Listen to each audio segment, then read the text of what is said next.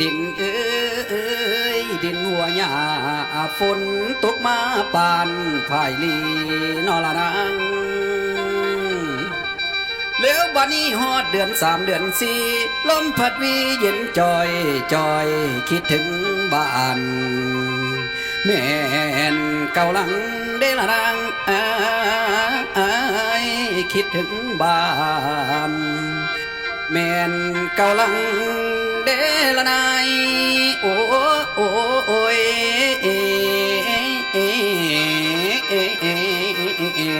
ละนาง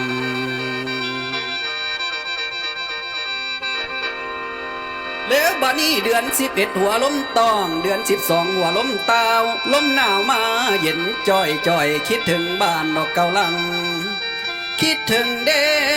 คิดถึงข้าวตั้งแต่กี้บ่อนเคยอยู่ดอกเคยกินนี่แล้วเคยทำนาทำสวนดอกกุนต่อพันใหม่แถวหน้าดงหน้าห้วยหน้าหนองบงหนองปิ่งไก่หน้าทุ่งเหนือทุ่งใต้ยังจำได้แม่นบ่ลืมเดือน6มาฟ้าห้องเปียงเถียงหน้าเก่าพ้นตาแบ่งนี่แล้วเคยลบผลดังไฟปิ้งปิ้งเขียดนาทั้งปูน้อยหัวใจลอยคิดถึงบ้านย้ำนี้ไกลจากทินนั่งเครื่องบินลอยอยู่ฝ่าบ่เห็นหน้าดอกผู้ใดได้แต่ก้มหน้าให้สอดส่องได้มองหานี่แล้วเฮือนหลังคาฝ้าใบตองส่องเห็นหอดเมืองฝ่าลูกขอลาเด้อเจ้าดอนโพคำบ้านเกิดเก่าลาพ่อแม่พี่น้องซุ้มเพื่อนหมู่สหายลาเด้อพวกน้องอ้ายน้อยนมดอกซุ้มสาวนี่แล้วหมอสีตานสิขอไปให้สวงใจสิคืนบ้านลาดอกจานย้ำแรงสีแดงอยู่ตามทงลาดงดอนป่าไม้บ่อนเคยได้ดอกอยู่กินสีบิดยังบ่สิ้นสิกับเต้าดอกขึ้นหานี่แล้ว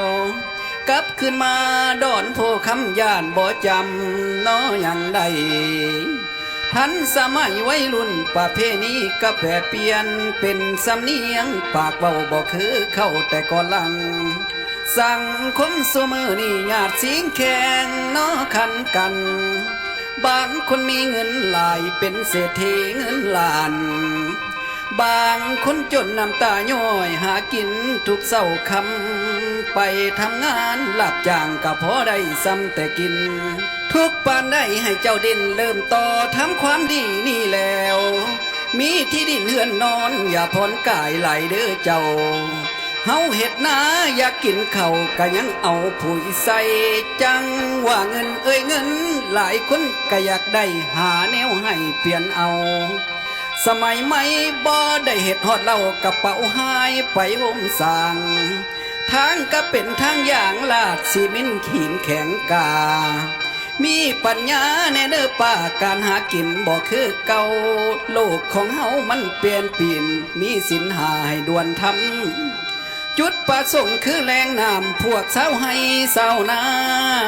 หลานอยู่มีลิกายังแล่นหาทำงานจ้างหามากินหามาสั่งบ่เคยวางป่าปล่อยเลี้ยงลูกใหญ่ปัดยังหลานผู้น้อยพระลาคอยจังแม่นสมเดนาง